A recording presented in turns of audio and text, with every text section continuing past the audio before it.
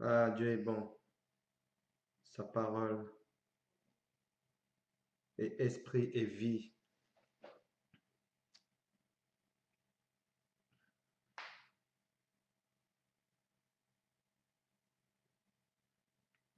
Prochainement, peut-être, sûrement, je devrais mettre un fond musical.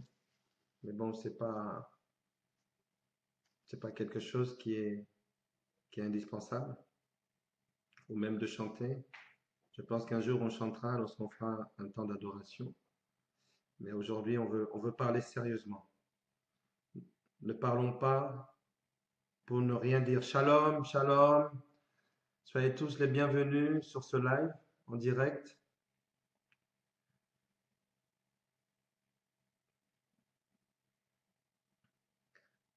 Partagez ce live, partagez comme c'est écrit là, en dessous. Partagez-le, invitez les amis. En fait, depuis tout à l'heure, c'est ce que je suis en train de faire. Je vais bientôt en finir là. Voilà. Merci pour tous ceux qui nous rejoignent. Et c'est vrai que vos réactions m'intéressent par rapport à ce thème. Tu portes des bijoux, tu portes des chaînettes, des gourmettes.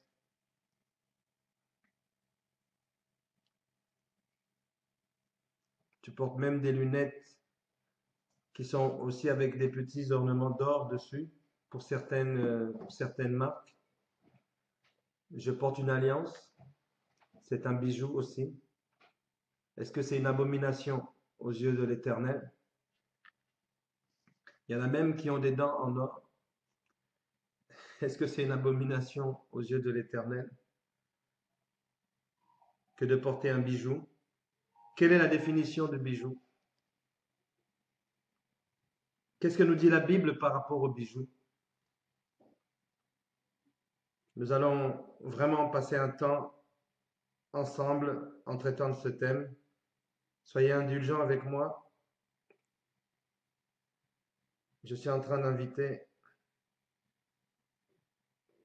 Alors j'ai remarqué, au cas où il y a certains parmi nous qui feraient des lives, lorsque vous partagez, en fait, lorsque vous ouvrez une vidéo en live, euh, c'est vrai que la notification se fait sur la page de vos invités, enfin de vos amis, pardon.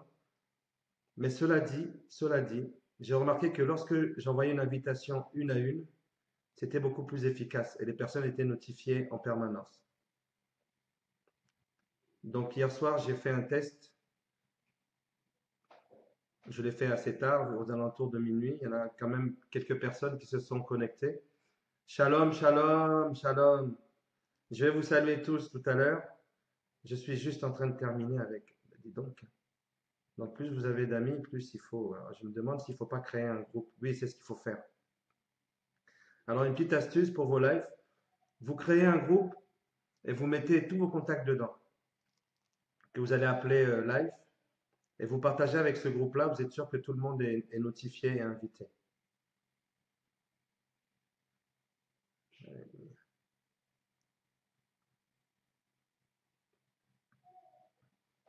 On va pas tarder.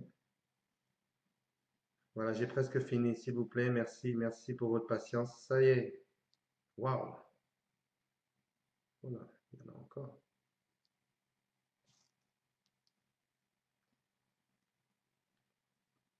Depuis que je fais ça, depuis tout à l'heure, je vois que le nombre de personnes qui se connectent augmente.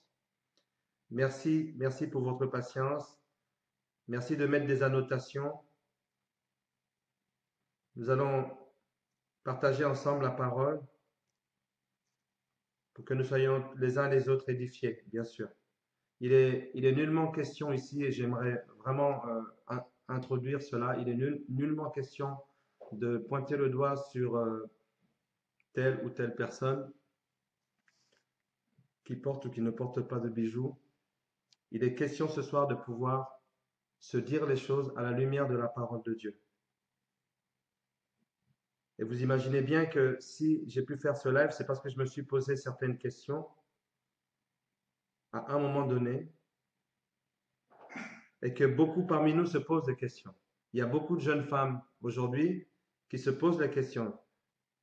Il y a d'autres qui sont nouvellement au Seigneur et qui sont nouveau-nés, se posent des questions. Est-ce que je dois, est-ce que je dois porter un voile? Est-ce que je ne dois pas le porter? Est-ce que je dois porter un bijou? Est-ce que je ne dois pas porter? Est-ce que je peux toujours mettre une jupe très courte? Est-ce que je peux toujours continuer à mettre des décolletés? Ça y est, c'est bon. J'ai terminé toutes mes invitations. Est-ce que je peux continuer à mettre des décolletés, etc., etc. Euh, en tout cas, en ce qui nous concerne ce soir, on va parler des bijoux. Bonsoir, shalom. Shalom Isaac, shalom Sandra, shalom, shalom Déborah, shalom Chad, Nguoson, shalom Astrid, Abigail, sois bénie. Euh, oh, shalom Didi, Ludon de la Guadeloupe. Je ne sais pas si c'est la Guadeloupe ou la Martinique. Shalom, Maman Julie, Lossa, sois bénie. Christian, sois béni. Glenn, Lelo, ma fille Tabitha, ma chère et tendre épouse, Mamie Dembo, Colette, sois bénie. Sois bénie. Je suis en train de dire tous vos noms. Si j'en oublie, vraiment, excusez-moi. En tout cas, nous allons commencer maintenant. Alors, vous allez voir que je vais souvent regarder dans plusieurs écrans parce que pour pouvoir contrôler vos réactions, pour pouvoir les lire. Alors, en fait, j'ai deux écrans devant moi. Et bien sûr, la Bible, la parole de Dieu. Scriptura sola scriptura. Basé sur la parole de Dieu. Nous n'allons pas aller à gauche ni à droite. Alors, j'aimerais que nous puissions commencer par la prière et je vais prier dans le nom du Seigneur Jésus. Père éternel, Dieu Tout-Puissant, Dieu de toute chair et de tout esprit, je viens ici te remercier et te rendre grâce pour ce temps que tu nous permets de mettre à part pour étudier ensemble, pour essayer de comprendre ce que tu veux nous dire au travers de ta parole par rapport à ce thème, Seigneur Jésus-Christ. Saint-Esprit, c'est toi qui es notre associé. Tu es mon associé à ce moment. Je te demande de pouvoir prendre le contrôle de cette ligne. Et, ô Saint-Esprit, que tu puisses nous convaincre et surtout nous conduire dans la vérité. Nous avons besoin de toi. Dans le nom de Jésus-Christ, bénis chaque personne qui est connectée. Bénis toutes ces jeunes femmes que je vois connectées, ces jeunes gens que je vois connectés. Père éternel, que tu puisses te révéler à nous et nous faire du bien. Dans le nom de Jésus-Christ, en communion avec toi, Saint-Esprit, et pour la gloire de notre Père. Nous disons tous Amen. Euh, Avant de vraiment rentrer dans le vif du sujet, j'ai envie de dire ceci. Euh, je ne fais pas ce live pour pointer du doigt telle ou telle catégorie de personnes. Il y a des personnes qui sont, voilà, qui ont choisi d'être dans une certaine euh, hygiène de vie et de vie spirituelle. Euh, S'il vous plaît, ne dénigrons pas les personnes qui ont fait vœu de tout simplement porter un foulard sur la tête, ou les personnes qui ont fait vœu de ne pas porter des bijoux, de ne plus se maquiller. D'accord? Nous ne sommes pas là pour juger, nous sommes juste là pour essayer de parler ensemble, échanger ensemble par rapport à ce sujet. Roxana, sois bénie, ma fille. Dani, sois bénie. Katia, ma fille bien-aimée, sois bénie. Euh, il est question ici de voir qu'est-ce que Dieu dit. Voyez-vous, beaucoup de personnes sont perturbées parce qu'ils voient des personnes qui viennent qui disent, moi Dieu m'a dit que je ne devrais plus porter de bijoux, ou je ne devrais plus porter de mèches, ou ne plus porter ceci, ou ne plus porter cela. D'accord? Moi, ce que j'ai envie de dire, c'est que il faut quand même faire les choses avec sagesse. Faire les choses avec sagesse. Euh, Moi, je suis parti d'un principe. C'est simple. Le principe, il est de Dieu. Le principe de Dieu, rien ne consiste en l'apparence. C'est la parure intérieure. C'est cette robe-là que nous devons nettoyer, le laisser sanctifier par le sang de l'agneau, nettoyer régulièrement, régulièrement se mettre en question. Mes amis, si nous remettons en question régulièrement notre façon de nous habiller, nous risquons d'oublier l'essentiel, l'intérieur. Vous savez, un jour j'ai eu à prêcher par la grâce de Dieu sur ce message, sur les apparences. Et je suis venu à une conclusion. Il y a un danger. C'est-à-dire que vous avez d'un côté la personne qui est extravagante, euh, aussi bien les hommes que les femmes, d'accord? Aussi bien les hommes que les femmes, à mettre des choses moulantes, des choses qui mettent nos formes en valeur de façon sexuelle et de façon érotique, qui est suggérée à notre manière de nous habiller.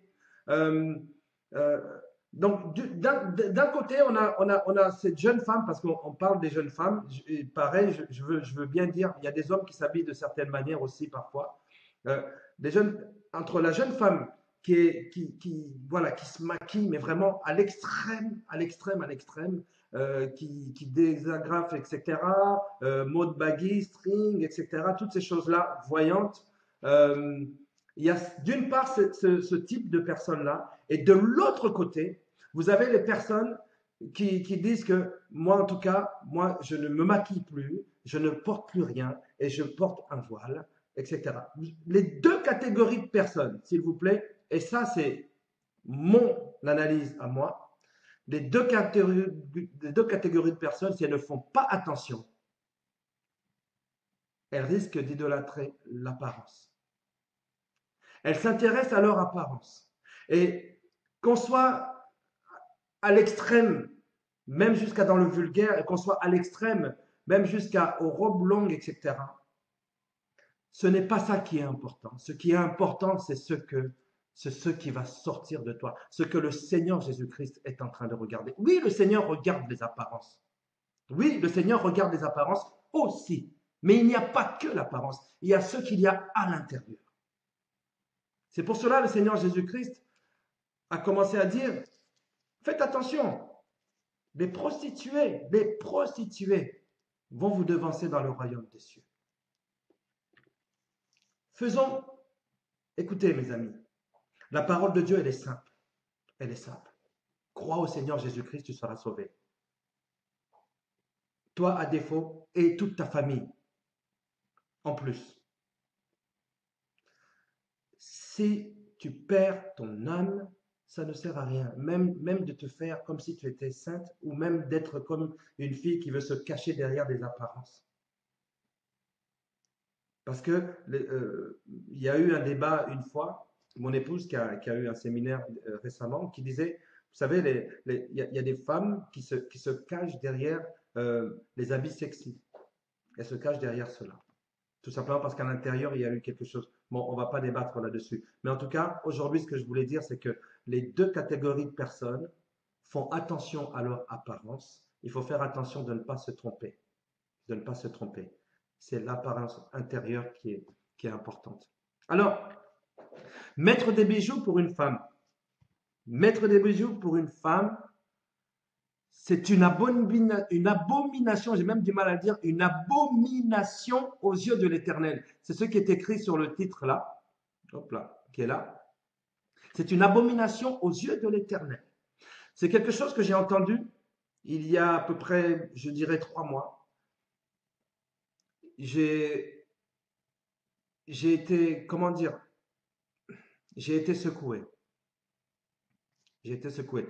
Est-ce que Dieu, il a réellement dit que si vous portez des bijoux, d'abord, un, vous irez en enfer, et de deux, vous êtes en abomination devant l'Éternel. Alors,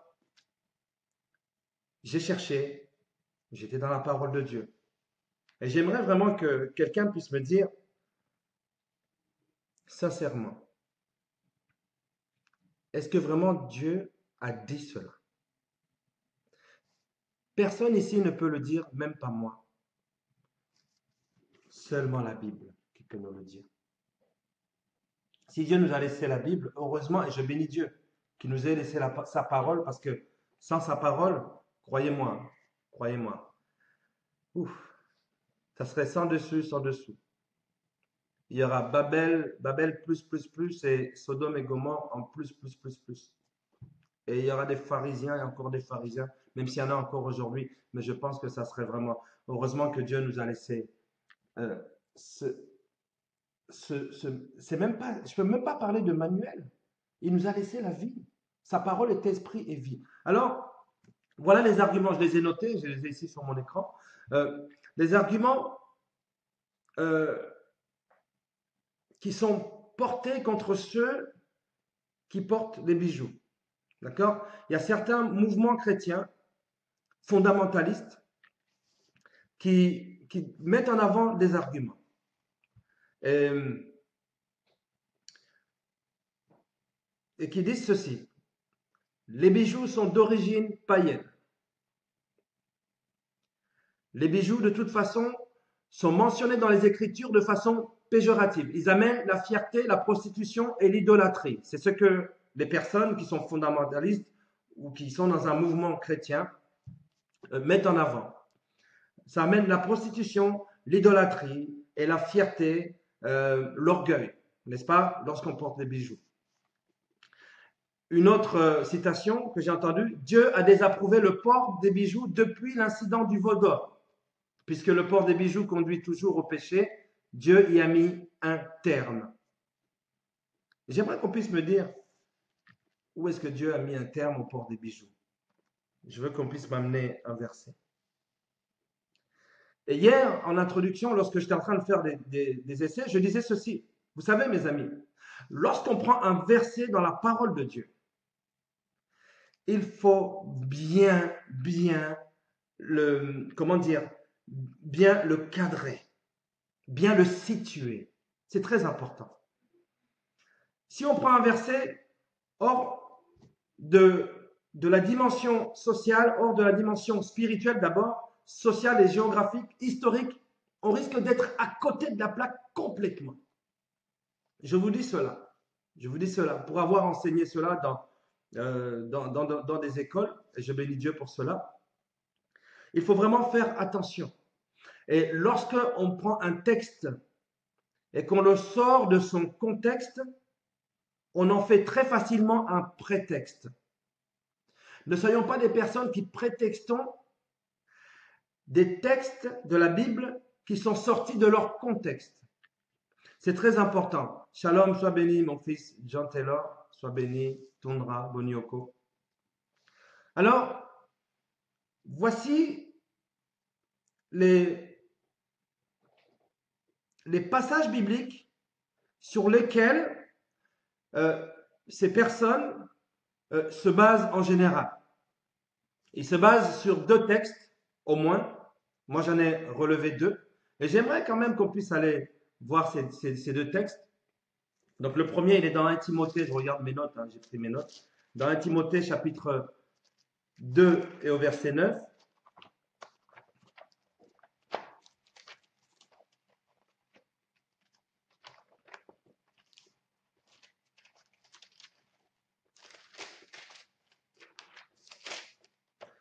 Un Timothée,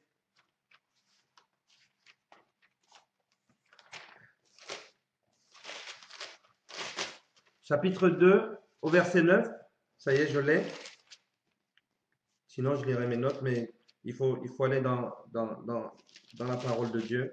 Le verset 9, je lis. Alors, toutes les lectures que je vais faire de maintenant jusqu'à la fin, je les lis au nom du Seigneur Jésus. Je ne vais pas tout le temps répéter, je lis au nom du Seigneur Jésus. Voici ce que l'apôtre Paul dit. Je veux aussi que les femmes, vêtues d'une manière décente, avec pudeur, modestie, ne se parent ni de tresses, ni d'or, ni de perles, ni d'habits somptueux. Voilà l'un des textes qui est pris, qui est mis en avant. Il y a le texte de 1 Pierre, chapitre 3, verset 6.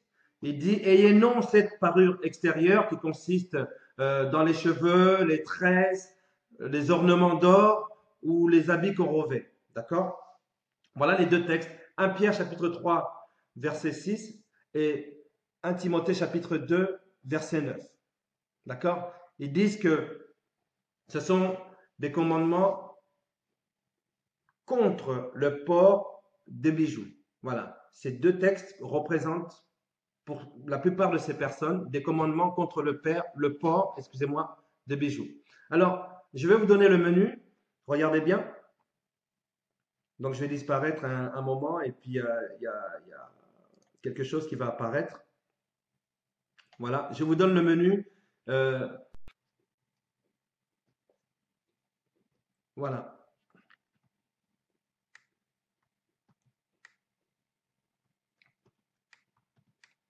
Dieu est-il contre les bijoux? Nous avons vu premièrement les arguments contre le port des bijoux. J'aimerais que nous puissions voir ensuite les fonctions du bijou. Les fonctions du bijou. Euh, ensuite, nous verrons les références bibliques en ce qui concerne les bijoux. Et nous irons voir en troisième partie ce que Dieu dit à son épouse sur les bijoux. Et enfin, nous aurons une petite conclusion. Voilà, donc c'est le plan que j'ai bien aimé vous présenter pour que nous puissions continuer, bien sûr, ce live tranquillement. Alors, et à la fin, si j'ai le temps, ou lors d'un autre live, nous pourrons examiner ces deux textes qui sont mis en avant, hein, 1 Timothée, chapitre 2, verset 9, et celui de 1 Pierre 3, de 3 à 6. D'accord? Alors, les fonctions des bijoux. Alors, j'ai relevé la définition que le dictionnaire international du bijou nous donne. Le dictionnaire international du bijou, c'est aux éditions du Regard, Paris. C'est une définition qui a été mise en exergue en 98, mais bon, on sait très bien que les bijoux, vous savez, hein, j'ai entendu dire des personnes, oui, depuis Jézabel, l'esprit de sirène est rentré, depuis Jézabel, les bijoux, etc. Les bijoux, il faut bien regarder l'histoire, mes amis. Les bijoux ne datent pas de Jézabel. Je peux même vous dire que l'or et les pierres précieuses datent d'Éden. Vous voyez ce fleuve qui est venu, qui s'est divisé en quatre, l'Euphrate, etc. On dit qu'il y avait de l'or, de l'onyx, etc. D'accord? Alors, outre ses fonctions décoratives, écoutez cette définition, le bijou est au service de multiples autres fonctions ou intentions. Alors, il faut savoir, mes amis, que euh, euh, les fonctions du bijou sont variables suivant les époques et comment dire, et les civilisations et les cultures. Il faut savoir que les bijoux ne sont pas utilisés d'une même manière. D'accord? Selon les croyances propres des individus ou des peuples, on portait un bijou ou on le porte jusqu'aujourd'hui de telle manière ou de telle manière.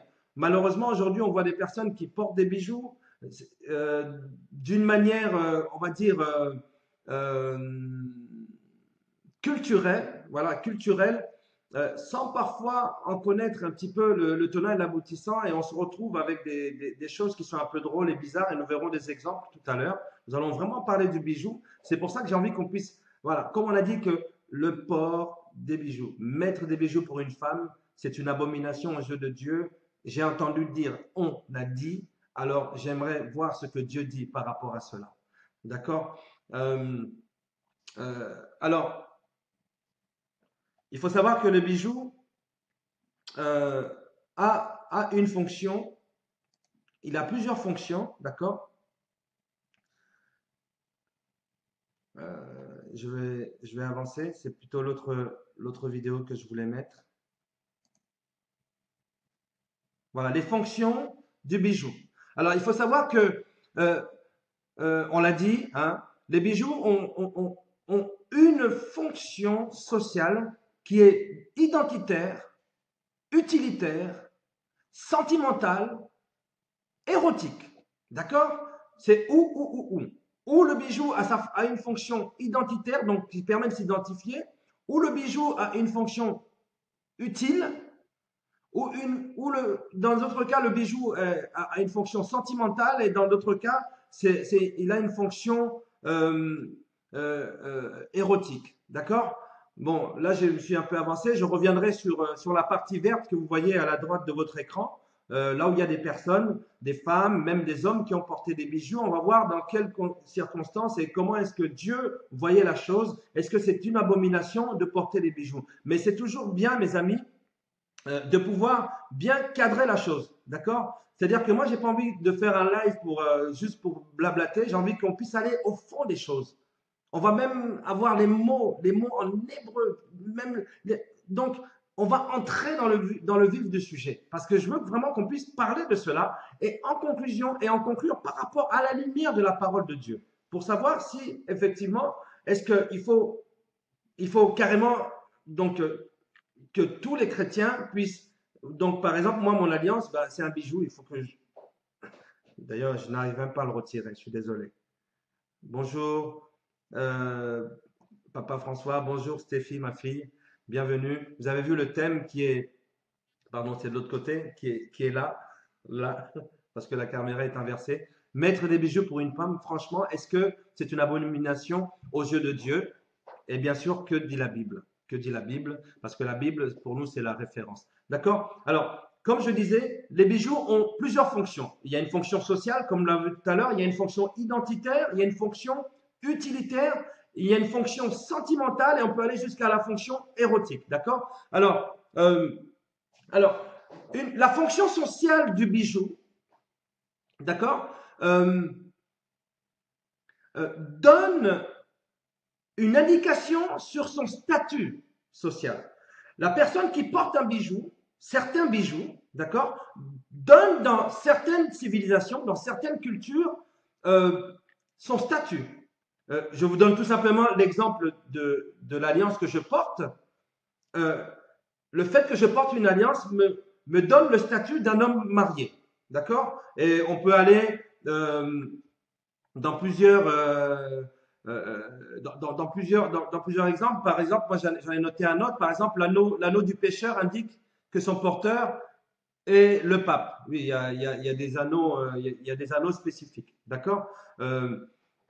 Par exemple, il y a une croix, quelqu'un qui porte une chaînette avec une croix. On va comprendre que cette personne est croyante ou chrétienne.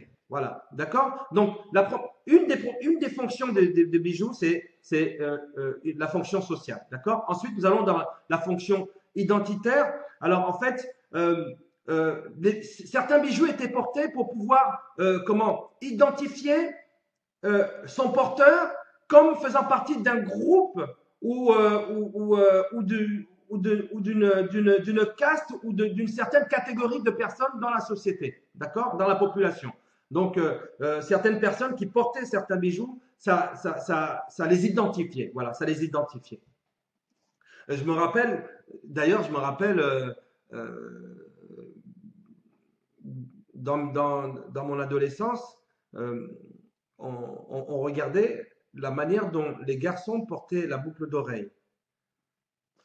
Porter la boucle d'oreille du côté droit signifiait que la personne était homosexuelle. Et l'homme qui portait la boucle d'oreille du côté gauche signifiait tout simplement que c'était un homme. Et celui qui le mettait des deux côtés, c'est pour cela que quand je vois des personnes qui portent les boucles d'oreilles des deux côtés aller un petit peu dans la définition des choses, vous savez, parfois, le fait de se mettre dans un état ou de porter des choses de telle ou telle manière ou de prendre un bijou dont on ne sait pas la signification, ça amène des choses, ça amène une onction, ça amène quelque chose. Il y a des personnes qui mettent deux boucles d'oreilles, ils ne comprennent pas que ça veut dire tout simplement qu'ils sont des deux côtés, des deux bords. Bon, voilà. Donc, le bijou a une fonction identitaire. Ça identifie une personne. Ensuite, on a la fonction utilitaire, d'accord, où l'objet va jouer un rôle dans la vie quotidienne de la personne qui porte. Par exemple, des peignes, des attaches capes, la ceinture. Vous voyez, lorsque je porte une ceinture d'une certaine manière, ça joue un rôle dans, donc dans ma vie quotidienne, tout simplement. D'accord? Lorsque je porte une cape, les pics à chapeau, les coiffes, les bagues, les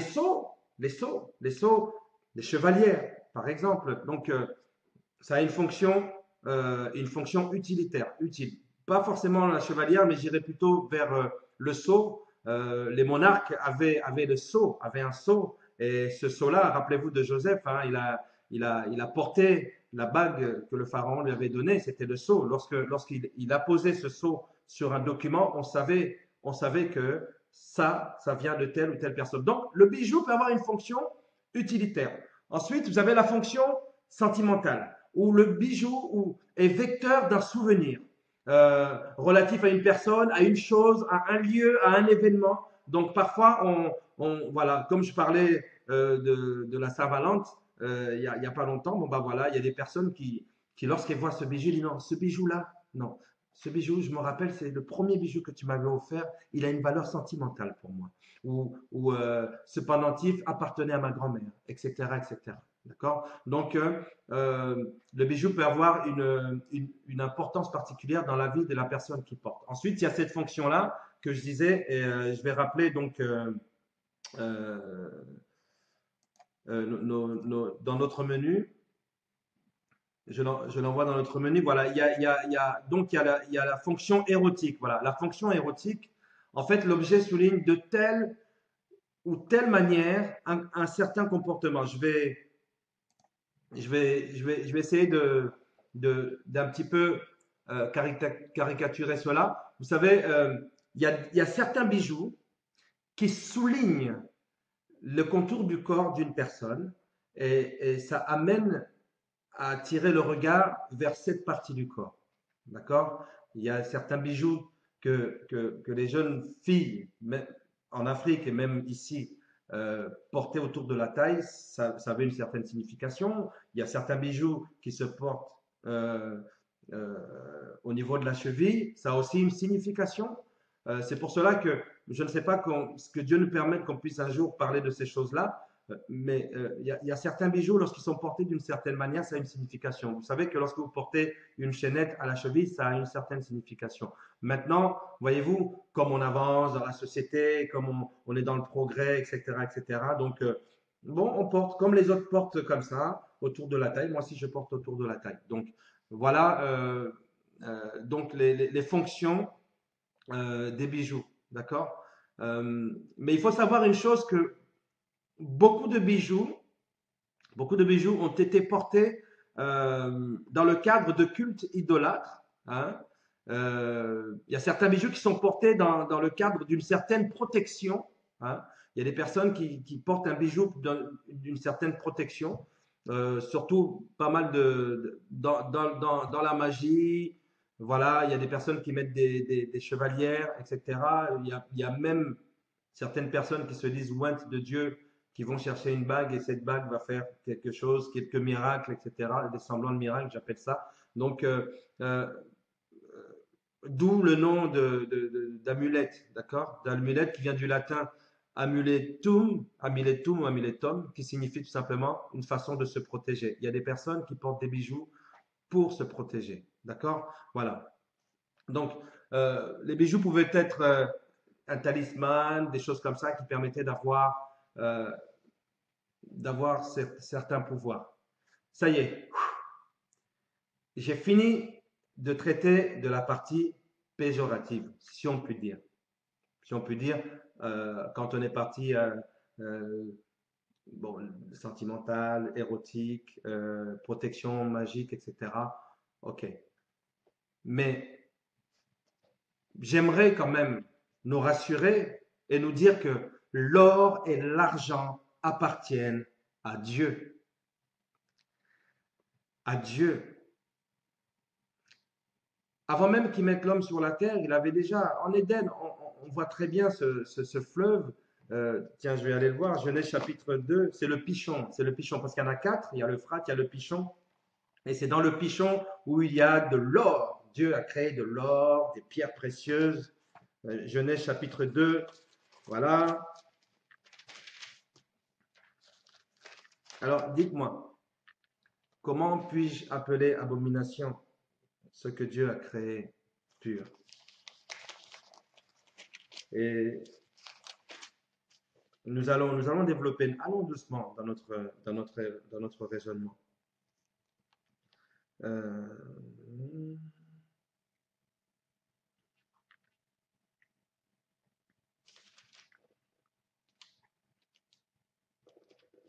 voilà, donc j'ai Genèse chapitre 2, je suis dans la parole de Dieu.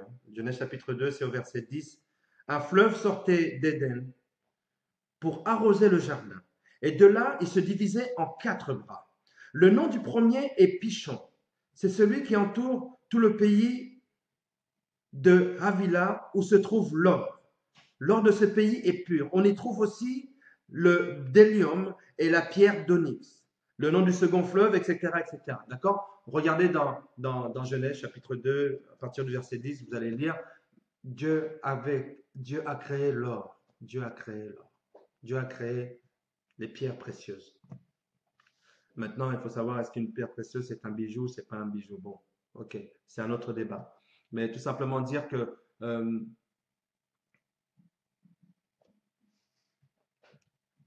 vous savez, tout ce que Dieu a fait sur cette terre est bon, mes amis. C'est bon. C'est bon. C'est l'utilisation que nous en faisons. C'est l'utilisation que les hommes en ont fait, qui ont fait qu'il y a eu des dérives. Mais est-ce que, mes amis, est-ce que le fait que Dieu me dise à moi de ne pas manger du pain pendant 365 jours, je dois dire que, vous voyez, moi, ça fait partie de ma sanctification. Alors, si vous mangez du pain, eh bien, non, vous n'êtes pas non, mes amis, on peut avoir un appel particulier qui est à nous. Mais ne, ne mettons pas en avant, ne mettons pas en avant, s'il vous plaît, Dieu et sa parole pour essayer de dire que, en fait, moi, je suis dans le tout est saint et les autres sont en abomination parce qu'ils mangent du pain alors que moi, Dieu m'a dit de ne pas manger du pain. Tout le monde n'était pas naziréen. Tout le monde n'avait pas la force de Samson. Tout le monde n'était pas juge d'Israël comme Déborah et les autres. Alors j'aimerais que nous puissions voir ensemble les quelques personnages. Je me suis avancé, ça c'est pour les références bibliques. Les quelques personnages dans la parole de Dieu que nous allons voir. Nous allons parler de Rebecca. Nous allons parler de Dina. Nous allons parler de Joseph. Nous allons parler du souverain sacrificateur. Nous ferons quelques commentaires sur le veau d'or. Bon, je n'ai pas envie je ne vais pas vraiment développer. En fait, je veux juste donner la thématique, les personnes, etc. D'accord? Donc, je vais tout simplement nous rappeler le menu. Hein. Nous sommes avancés dans notre menu. Nous avons vu les arguments qui sont contre le port de bijoux. Nous avons vu les fonctions du bijou. Maintenant, nous allons voir les références bibliques et les personnes qui interviennent dans le cadre du port du bijou. Et j'aimerais vraiment qu'on puisse me dire, est-ce que vraiment le fait d'être mauvais à cause des bijoux, est-ce que ça date simplement de Jézabel ou est-ce que ça date d'avant? Moi, en fait, ce qui m'intéresse, c'est il faut qu'on fasse attention. La relation de l'objet au sujet. Si on ne maîtrise pas cela, on risque de faire des erreurs et de se perdre parfois. Vous savez, entre le bijou et Jézabel, qui était mauvais? C'est Jézabel. Est-ce qu'on a dit le bijou, le bijou que portait Jézabel et même son maquillage qu'elle a mis, c'est ce maquillage et ce bijou qui sont partis, comment dire, menacer Élie, le prophète? Est-ce que c'est le maquillage et le bijou de Jézabel qui ont égorgé des prophètes de l'Éternel? Ou c'est Jézabel? Vous voyez, mes amis, la relation du sujet à l'objet. C'est pour cela qu'on se trompe souvent. On se trompe souvent, on fait des erreurs. On fait des erreurs. Essayons de voir ce que la parole de Dieu dit. Qu'est-ce que Dieu dit? Au fond, qu'est-ce qui est important pour Dieu? Et lorsque l'histoire de Jézabel nous est rapportée dans la parole de Dieu, est-ce qu'on dit que c'est les bijoux ou le maquillage de Jézabel qui ont fait ceci ou cela? C'est Jézabel. Que quelqu'un dise Amen. Alors nous allons étudier quand même quelques références. Nous allons parler de Rebecca. D'accord? Alors Rebecca, c'est tout simple. Des fiançailles, un mariage. D'accord? Des fiançailles, un mariage. Le mariage d'Isaac, le fils du patriarche, et de Rebecca. Alors, Genèse chapitre 24, au verset 22. Je vous dis les références. Il est dit ceci, l'homme prit un anneau d'or. Écoutez bien, l'homme prit un anneau d'or, du poids d'un demi-cycle et 2 bracelets du poids de 6 cycles d'or. Au verset 26, alors l'homme s'inclina et se prosterna devant l'Éternel. Au verset 47, il dit, j'ai mis l'anneau au nez et les bracelets à ses mains. À qui est-ce qu'il les a mis? Il les a mis à Rebecca. Puis je me suis incliné et prosterné devant l'Éternel. Et j'ai béni l'Éternel, le Dieu de mon Seigneur Abraham. Et le serviteur, au verset 53, il faut lire, Genèse chapitre 24. Et le serviteur sortit des objets d'argent, des objets d'or, des vêtements, mes amis, qu'il donna à Rebecca. Vous imaginez, quelqu'un qui est envoyé par l'homme de Dieu, l'homme de Dieu, l'homme de Dieu, l'homme de Dieu, l'homme de Dieu, ne vous inquiétez pas, ce n'est pas un disque qui a rayé. Envoyé par l'homme de Dieu, le serviteur de l'Éternel, celui dont l'Éternel a dit, je ferai de toi une multitude, toutes les familles de la terre seront bénies au travers de toi. Et cet homme-là se permettrait de prendre quelque chose qui est en abomination devant l'Éternel pour aller chercher la femme pour son fils par lequel l'Éternel Dieu, lorsqu'il jure à son peuple, il dit, je suis le Dieu d'Abraham, d'Isaac et de Jacob. Est-ce que ce serviteur de Dieu-là prendrait quelque chose qui est en abomination, mes amis, pour aller donner à celle qui ferait... Oh, Seigneur Jésus-Christ. Seigneur Jésus-Christ. Et le serviteur, il est dit, lisez au verset 53, il prit des objets d'argent, des objets d'or et des vêtements qu'il donna à Rebecca. Amen. Arrêtons de dire que la première mention des bijoux et des trucs, c'est du temps de Jézabel. Non, c'est la première mention. Écoutez-moi bien, et je parle en connaissance de cause. J'étudie la Bible moi aussi. Continuons à étudier la Bible ensemble.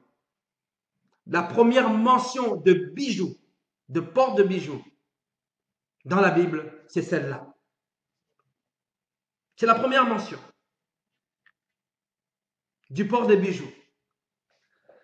Chez les Hébreux, on payait un prix déterminé qu'on appelait le mohar. Mohar, M-O-H-A-R, le mohar, qui signifie tout simplement la dot. Et on donnait quelque chose, on faisait aussi des dons, d'accord? On donnait la dot et on donnait le mohar, et on faisait aussi des dons en plus. Le matan, c'est en hébreu, le matan, d'accord? C'est des cadeaux qu'on offrait à la fiancée, d'accord? On faisait la dot au père, et on faisait des cadeaux à la fiancée. Et parmi ces cadeaux-là, le serviteur d'Abraham, Eliezer, va les donner. Il va donner quoi? Il va donner des bijoux, des bracelets, des anneaux pour le nez. Vous imaginez, des anneaux pour le nez, des bijoux, des bracelets, en argent et en or, et des vêtements. Il est parti les donner, mes amis. Alors dites-moi, Est-ce que Rebecca était en abomination, celle qui allait avoir de son sein la descendance? Est-ce qu'elle était en abomination devant l'Éternel parce qu'elle a porté des bijoux?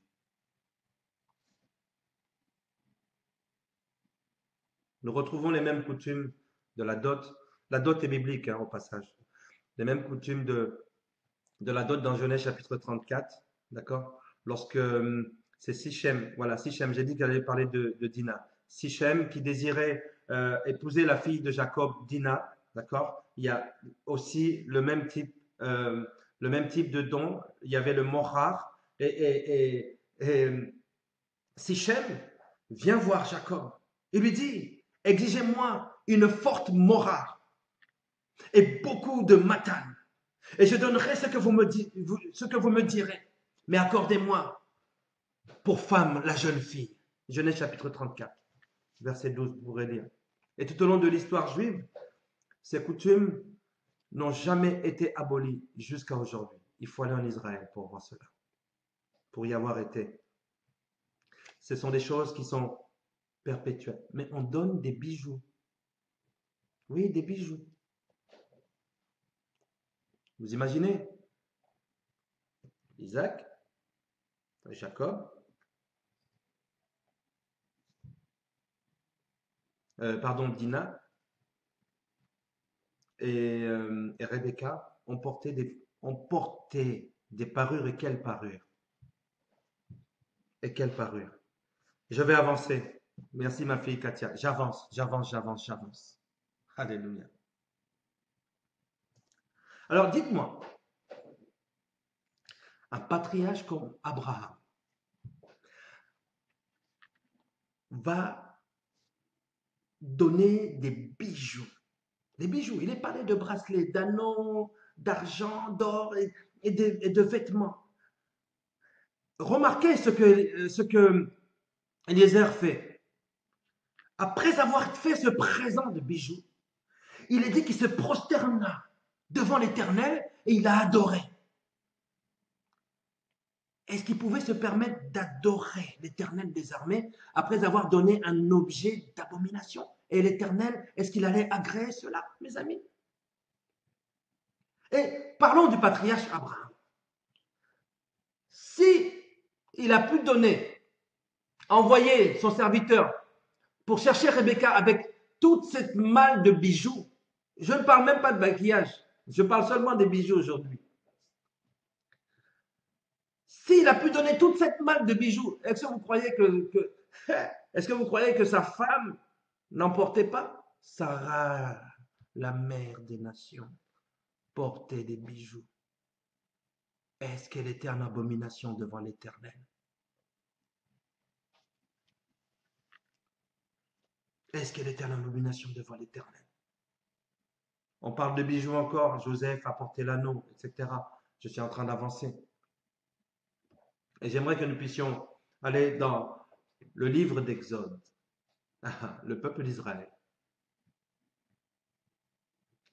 Et nous allons voir qu'est-ce que Dieu donne comme indication, comme instruction à son peuple concernant leur départ. Et de quelle manière est-ce qu'ils doivent quitter? Quitter quoi? L'esclavage. Libérer de l'esclavage. Et de quelle manière? En emportant quoi? En emportant quoi? Dit de la bouche de l'Éternel. Je vais lire dans Exode, je l'ai noté, chapitre 3.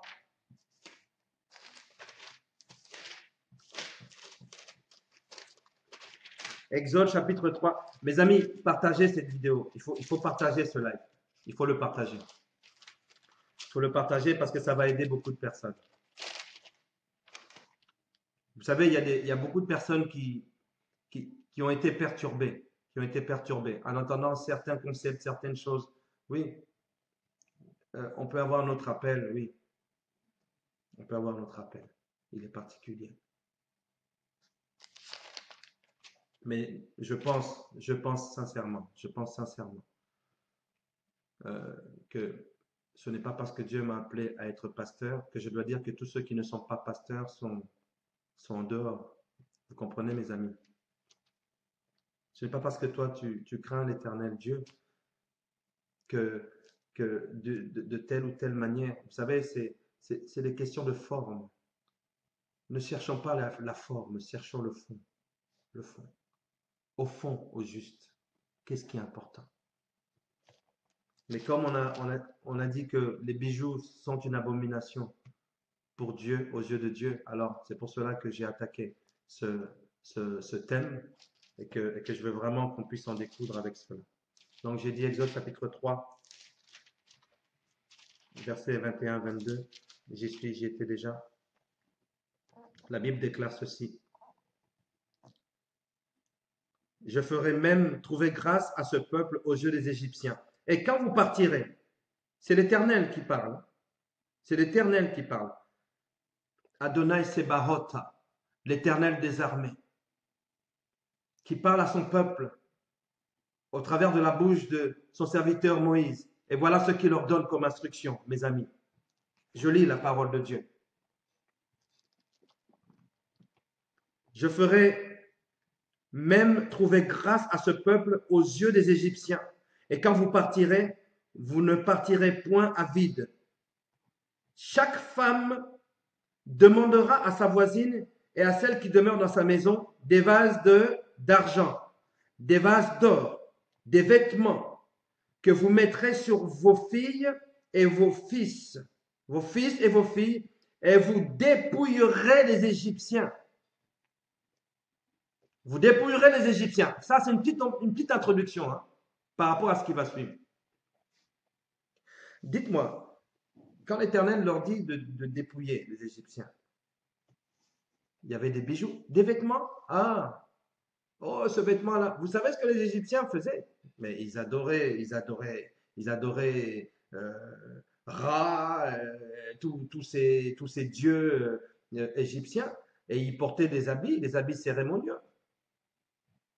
Alors, quand l'Éternel dit que vos femmes prendront ces habits et pourront les faire porter à leurs enfants, ah, est-ce qu'il n'y avait pas des cas de possession ou des choses comme ça? Parce que là, on peut aller aussi là-dedans et chercher le petit truc. Mes amis, soyons sérieux. Soyons sérieux. Allons dans le fondamental. Je pense que la femme hébreuse, lorsqu'elle a eu ces habits, avant de le mettre à son fils ou sa fille, a dû faire une prière à l'Éternel. Et je pense que l'Éternel, lorsqu'il sanctifie, c'est bon. Bien sûr, on ne va pas aller dans l'extrême. On ne va pas dire, oh Seigneur, je te prie, Seigneur, pour cette tige de cigarette, Seigneur, et sanctifie-la, et puis tu te mets à la fumer. Bien sûr, n'allons pas dans les extrêmes. Nous avons du bon sens. Nous sommes des hommes et des femmes faites, et nous devons parler des choses de façon sérieuse. Et je sais que toute proportion gardée par rapport à notre entendement et notre intelligence, nous pouvons très bien comprendre que les habits que portaient les Égyptiens, c'était des habits qui étaient parfois faits pour aller faire des choses avec des divinités autres que Dieu. Mais Dieu leur dit, prenez ces habits-là, faites-les porter à vos enfants. Que dirons-nous alors? Oh, ils étaient en abomination. Alors que Dieu est en train de les libérer de l'esclavage. Je vais continuer. J'avance. Bonjour, Maman Godet, sois bénie.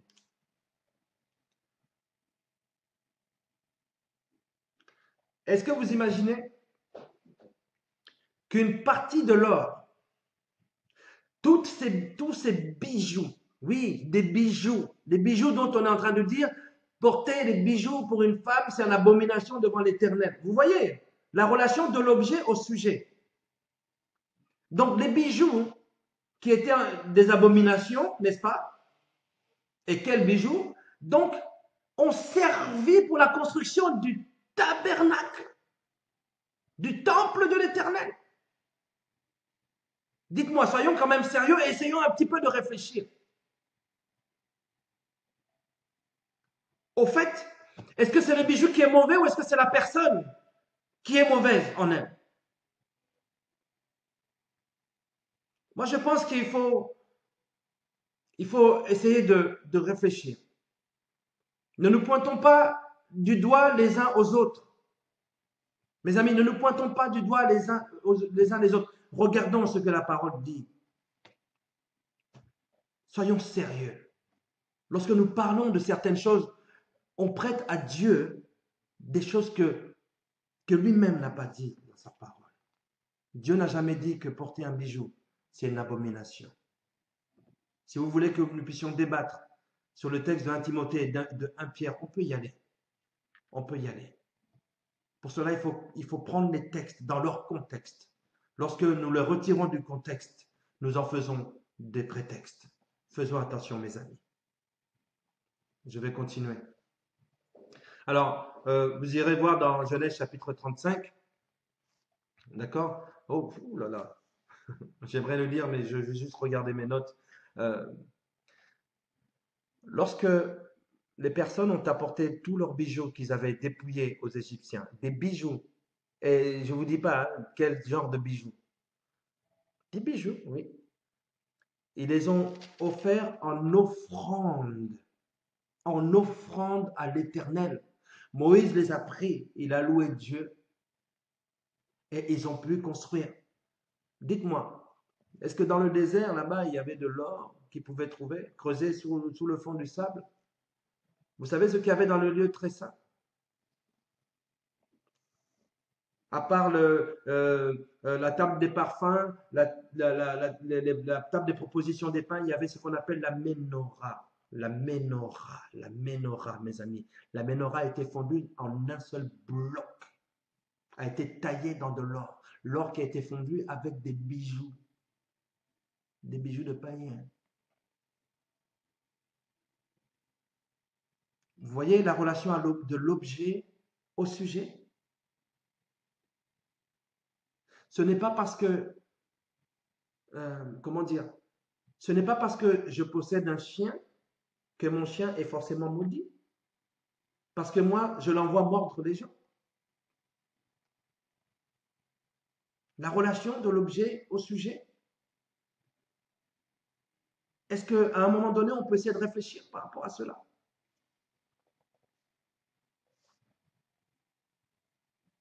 Je ne vois pas beaucoup de réactions, mais je sais que n'hésitez pas à mettre des réactions, des choses comme ça.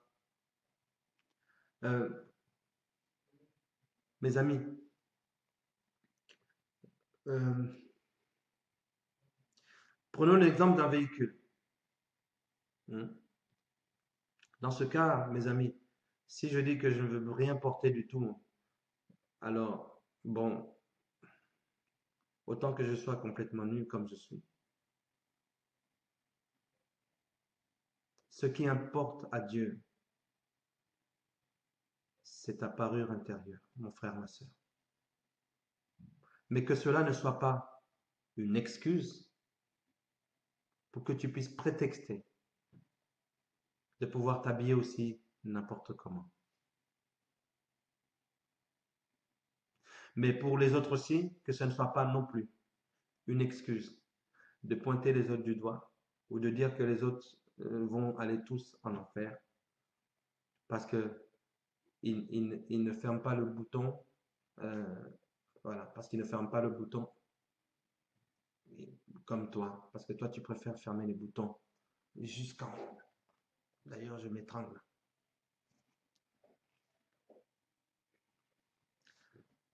Les objets, les bijoux, dont certains disent que c'est une abomination pour l'Éternel, certains disent. Moi, vous savez, quand quelqu'un me dit Dieu m'a dit, je veux bien. Mais moi, ce qui m'intéresse, et ce qui nous intéresse ce soir, mes amis, c'est ce que Dieu dit. Dieu dit. C'est ça qui est important. Alors, donc, ce n'est pas parce que les bijoux ont déplu à Dieu qu'il fallait les ôter pour les offrir en construction du tabernacle. Ce n'est pas parce qu'ils étaient mauvais, ces bijoux-là. Et je vais encore répéter encore une fois, ce n'est pas le bijou qui est mauvais, c'est la personne qui s'en sert, qui a peut-être un faux fond, un mauvais fond, et ben, etc. On a vu l'utilité de l'objet. On peut l'utiliser soit d'une façon sentimentale, soit d'une façon érotique, soit d'une façon satanique. Mais le bijou reste le bijou. Amen. Alors je vais avancer, je pense que je vais aller vers la fin. Euh, euh, Nombre chapitre 31, verset 50 dit ceci. Nous apportons comme offrande à l'Éternel chacun des objets d'or que nous avons trouvés, chaînettes, bracelets. Notez-le bien. Nombre chapitre 31, verset 50. Les bijoux, hein, c'était pas seulement de l'or, comme ça, mais c'était des bijoux. Euh, nous apportons en offrande à l'Éternel des objets d'or que nous avons trouvés, chaînettes, bracelets, anneaux, pendants d'oreilles et colliers, afin de faire pour nos personnes l'expiation devant l'Éternel. La sortie d'Égypte est considérée comme un abandon du monde et de la mondanité. Et ce qui est remarquable, c'est que Dieu n'a pas ordonné le retrait des bijoux de dessus son temple, mais plutôt de mettre sur eux des bijoux alors qu'ils sortaient. Prenez, mettez-les sur vous, même les vêtements, mettez-les sur vous. Pourtant, les bijoux étaient mondains. Il faut essayer de faire un petit peu la part des choses. Je vais aller vers la conclusion, parce que l'heure est en train de passer. Mes amis, euh, nous pouvons aller, vous savez, lorsque le veau d'or, parce que c'est ce que je l'ai évoqué dans le plan de ce soir, le veau d'or n'est autre comment dire, qu'un penchant de cœur du peuple d'Israël. Le peuple d'Israël disait, mais ils ont les autres peuples, les païens ont des dieux, nous aussi nous voulons un autre Dieu. Nous en voulons plusieurs. Ils voulaient être polythéistes, ils voulaient avoir plusieurs dieux. Comme si l'Éternel des armées ne leur suffisait pas. Il y a eu le veau d'or, en effet, le veau d'or. Mais ce n'est pas à partir du veau d'or que Dieu a dit que plus de bijoux. Non, mes amis. Non, mes amis. C'est pour ça que je voulais éclaircir. Je pense qu'on a bien fait le tour de la question et j'aimerais qu'on puisse aller euh, vers la conclusion. Qu'est-ce que Dieu dit à son épouse? Qu'est-ce que Dieu dit à son épouse? Qu'est-ce que Dieu dit à son épouse? Regardez ce que Dieu dit à son épouse. Et c'est là où je vais aller vers la conclusion. Ésaïe chapitre 49, verset 18. Je suis vivant, dit l'Éternel. Tu les revêtiras tous comme une parure, tu t'enceindras comme une fiancée. Mais ce n'est pas le seul texte. J'ai un texte comment dire, qui est beaucoup plus fort, c'est le texte d'Ézéchiel. Ézéchiel chapitre 16, du verset 11 au verset 13, que je vais lire. Ézéchiel chapitre 16, verset 11 à 13. Voilà ce que dit l'Éternel. Je te parais d'ornements. J'ai mis des bracelets. Il est en train de parler à son épouse. C'est une dédicace de Dieu à son épouse, qui est toi, le corps du Christ. Écoute bien les termes. Alléluia. Je sais que ce soir, il y a des personnes qui vont être rassurées. Il y a des personnes qui vont être rassurées. Je te parais d'ornements. J'ai mis des bracelets à tes mains, un collier à ton cou. J'ai mis un anneau à ton nez, des pendants à tes oreilles, une couronne magnifique sur ta tête. Ainsi tu fus paré d'or et d'argent, et tu fus revêtu de fin lin, de soie et d'étoffe brodée. La fleur de farine, le miel et l'huile furent ta nourriture. Tu étais d'une beauté accomplie, digne de royauté. L'Éternel qui parle à son épouse. Qui parle à son épouse. Après, l'Éternel reproche à son épouse de s'être prostituée. Mais ce ne sont pas les bijoux que Dieu lui a mis. Dieu ne peut pas mettre un bijou à son épouse qui soit une abomination, mes amis. Eh bien, moi, j'ai envie de dire ceci. Rien que par rapport à ce texte, c'est l'Éternel qui parle. Ce n'est pas l'apôtre, ce n'est pas Élie, ce n'est pas Moïse, c'est Dieu qui parle. Le texte d'Ézéchiel chapitre 16, versets 11 à 13. Je le répète encore une fois, je vais le relire. Je te parais d'ornements. Je mis des bracelets à tes mains, un collier à ton cou, un anneau sur ton nez, des pendants à tes oreilles et une couronne magnifique sur ta tête. Oh mes amis, ainsi tu fus paré d'or et d'argent et tu fus vêtu de fin lin, de soie brodée. La fleur de farine et le miel furent ta nourriture. Tu étais d'une beauté accomplie, dit l'Éternel, digne de royauté. Oh Seigneur Jésus-Christ, comment est-ce qu'un objet que l'Éternel utilise pour parer son épouse pourrait être une abomination, mes amis? Dites-moi. Et je vais même, allez, on va aller dans l'allégorie. On va dire, bon, Dieu l'a dit symboliquement. Alors, dites-moi bien.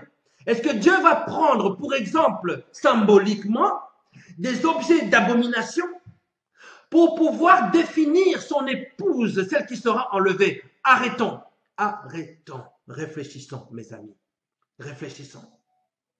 Ma fille, ma soeur, tu as un bijou qui est correct. Tu peux le mettre, ton bijou. Ce n'est pas une abomination. L'abomination, c'est si ton bijou, tu le portes de façon érotique ou tu le portes de façon à guicher ou ces choses-là. De toutes les manières, je peux te dire une chose. Ton bijou là, ton bijou, mes amis, vous qui dites que les bijoux, c'est une abomination, le bijou n'a pas de problème. Le problème, c'est la personne qui porte ce bijou. Lorsque, par la grâce de Dieu, j'ai eu à officier des mariages, à consacrer, à vraiment faire le sacre du mariage à des couples, je demande toujours ceux qui ont cet anneau qui puissent le montrer. Et il y a une phrase que j'ai toujours dit, que ces anneaux sont faits dans de l'or, ou ils sont peut-être sertis même de diamants, en or ou en argent. La valeur de cet anneau est spirituelle. Et la valeur de cet anneau dépend de celui ou celle qui le porte. Si tu portes cet anneau dignement, tu le sais. Si tu portes cet anneau indignement, tu le sais. Voyez-vous, le problème n'est pas dans l'objet, le problème est dans le sujet. Le problème n'est pas dans l'objet, le problème est dans le sujet. Le problème n'est pas dans le voile ou dans les mèches, le problème est dans le sujet. Dans le sujet. Il y a des personnes qui portent des voiles, qui font comme si je suis une sainte. Il y a des hommes qui se portent comme ça, avec la Bible sous la main, qui font comme si je suis tout saint. Ils sont même 4 fois saints, là où Dieu est 3 fois saint. Mais ils oublient une chose, c'est que Dieu, il est infiniment saint. Mais à l'intérieur, la bouche, les attitudes qui font qu'ils sentent le vomi. Parce que le Seigneur a dit, ni chaud, ni froid, je te vomirai. Ma fille, ma sœur, servante de l'Éternel, serviteur de Dieu. Si tu as ton alliance, tu as envie de la porter, porte-la. Les jeunes femmes, vous avez une boucle d'oreille. On a vu la fonction du bijou. Elle est sociétale. Les bijoux sont là. Si tu as les bijoux, mets les bijoux. Sois sobre. Sois belle, parce que Dieu t'a fait belle. Et je suis en train de dédicacer cette parole à ma chérie et à toutes les femmes que Dieu a créées et qui se disent enfants de Dieu. À tous les hommes qui se disent l'épouse de Christ. Tu es d'une beauté accomplie et digne de royauté, parce que je t'ai paré des bijoux. Je t'ai mis du fin lin sur toi. Ça, c'est un thème à développer. Alors, en définitive, je vais aller vers la conclusion parce que j'ai des textes en Jérémie, j'ai Osée, j'ai beaucoup de choses. S'il y a des personnes qui sont intéressées par les textes, je pourrais je pourrais les passer. C'est tout simple. Vous allez tout simplement sur le site qui est indiqué, alors j'arrive pas, qui est indiqué ici, là, www.cercfrance.fr. Vous allez dans Contact, vous mettez un mot, ça viendra dans l'email du secrétariat qui va me le transférer. Vous dites, pasteur, j'aimerais bien avoir les textes, j'aimerais bien avoir même ton développement, il n'y a pas de souci. Donc, je vais pouvoir envoyer. Mais s'il vous plaît, s'il vous plaît, s'il vous plaît, s'il vous plaît. Si on continue comme ça, bientôt il y a des personnes qui vont dire, si tu achètes une BMW, tu es orgueilleux, tu es en abomination devant l'Éternel. Si on continue comme ça, il y a des personnes qui diront que tous ceux qui ne portent pas le bouc comme moi je le porte, vous n'êtes pas des serviteurs de Dieu. Il faut faire attention. On risque d'être séduit. Parfois, nous sommes dans l'erreur, tout simplement parce que nous ne sommes pas là, là, là. Je peux avoir un appel. Je peux avoir un appel demain. Dieu peut me dire, voilà, euh, fais comme ceci, fais comme cela. Je sais que c'est l'appel que Dieu a fait pour moi. Alors dans ce cas, je respecte cet appel-là, mais je ne me projette pas sur les autres et je n'impose pas aux autres. Je peux faire le témoignage une fois, mais on a l'impression que c'est plus que des... Voilà, ça va, ça va, ça va, ça va. Mais c'est quelque chose qui est concret. Une fois, on peut faire une vidéo et puis dire voilà comment le Seigneur m'a appelé. Qu'est-ce qu'on peut dire de ce prophète qui a dû prophétiser nu? Dieu fait les choses tantôt d'une manière, tantôt d'une autre. Je ne dis pas qu'il faut se mettre nu ou des choses comme ça. Nous nous entendons bien. Mais je veux que nous puissions réfléchir ensemble. Au juste, qu'est-ce qui est important? Qu'est-ce qui est important? Ce qui est important, c'est ta vie céleste. Que notre Dieu vraiment nous continue à nous faire du bien, qui continue à nous éclairer. Euh, si par cette vidéo j'ai froissé quelqu'un, je n'y peux rien. Vous m'excusez. Si par contre j'ai froissé quelqu'un en ne parlant pas de la parole de Dieu, je demande pardon humblement. Euh, l'important, l'important, c'est ce que tu es devant Dieu. C'est ça l'important. C'est ça l'important. Et puis, j'aimerais faire un appel à nos frères et nos sœurs qui le font comme avec un coup de poing sur la table. Vous allez tous aller en enfer. Parce que ceci, vous allez tous aller en enfer parce que cela. Je demande à ces personnes-là d'essayer de réfléchir dans la forme de pouvoir passer un message. Dans la forme de pouvoir passer un message.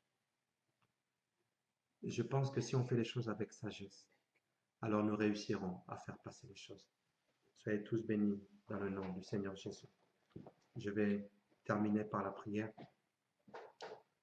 Du moins, je vais regarder encore avec nous ce texte.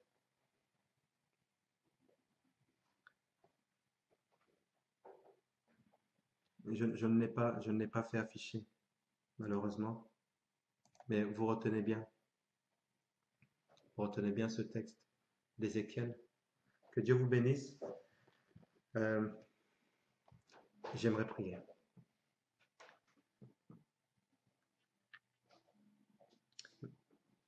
Je sens qu'il faut que cette prière soit dirigée vers vers une personne, toi qui es connecté, ou toi qui regarde cette vidéo. Dieu est en train de te dire que c'est dans ma présence que tu vas ressentir la puissance de mon amour. Dieu veut que tu sois connecté à lui et pas connecté aux choses qui t'entourent. Si du moins ton accoutrement ou que sais-je, ta façon de porter tes bijoux, ta façon d'être froisse des personnes, je pense que le Saint-Esprit travaille en profondeur en nous. Il y a quelque chose que tu as eu tendance à oublier, c'est que Dieu travaille avec le temps.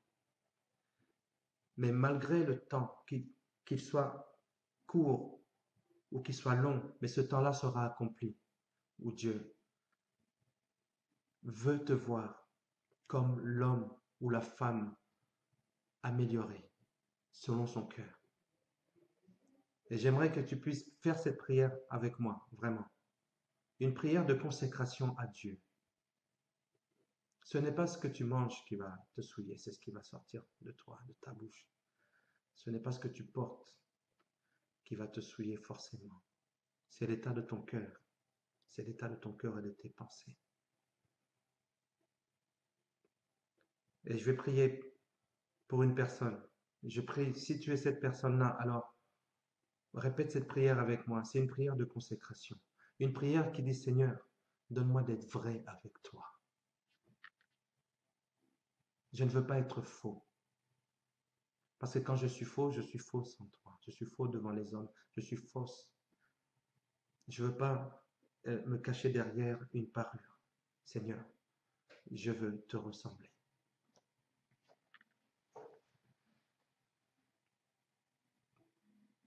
Seigneur Jésus, je te remercie pour cette parole, pour ce temps de qualité que nous avons pu échanger ensemble. Seigneur, tu veux des hommes et des femmes matures. Tu veux des hommes et des femmes qui sont constamment connectés à ta parole et à ton Esprit Saint. Seigneur, je te demande de changer mon intérieur. Seigneur, change mon cœur. Change mon cœur. Seigneur, peu importe ce qu'on pourra dire de moi. Peu importe de la manière dont on va me regarder. Seigneur, le regard des autres changera si tu changes mon cœur. Seigneur, j'abandonne ma vie entre tes saintes mains. Je te demande, Seigneur, de me donner, de grandir dans ta parole, dans la prière. Seigneur, je te demande pardon. Si par mon comportement, si par mon attitude, si par mes paroles, si par mes pensées, je t'ai attristé. Saint-Esprit, je ne veux plus t'attrister. Saint-Esprit, je veux que tu me remplisses de nouveau. J'ai besoin d'aller à l'essentiel. Et tu me veux à l'essentiel. C'est de demeurer en toi. Seigneur, je veux demeurer à l'ombre du Tout-Puissant. Je veux être assis dans ta maison. Et enfin, Seigneur, je veux être cette épouse dont tu parles de bijoux. Cette épouse dont tu dis que la beauté est digne de la royauté du royaume. Seigneur, change mon cœur, aide-moi à changer. Aide-moi à changer, Père éternel.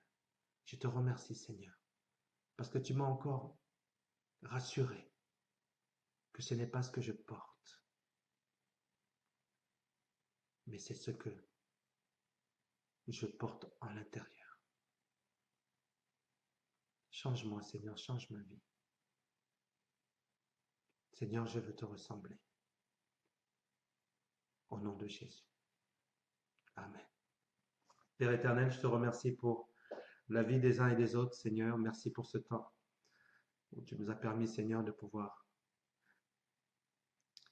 être éclairés à la lumière de ta parole. Sois béni. Bénis toutes les personnes qui vont voir cette vidéo. Bénis toutes les personnes qui étaient connectées. Seigneur, que ton règne vienne et que ta volonté soit faite sur la terre comme au ciel. À toi l'honneur, la puissance et la gloire pour les siècles des siècles. Amen. Amen. Soyez tous bénis dans le nom de Jésus. Je suis désolé d'avoir peut-être dépassé, mais en tout cas, soyez tous bénis dans le nom du Seigneur Jésus-Christ. Il était temps de pouvoir traiter de ce sujet. Soyez à l'aise dans le Seigneur. Dans le Seigneur. Bye bye.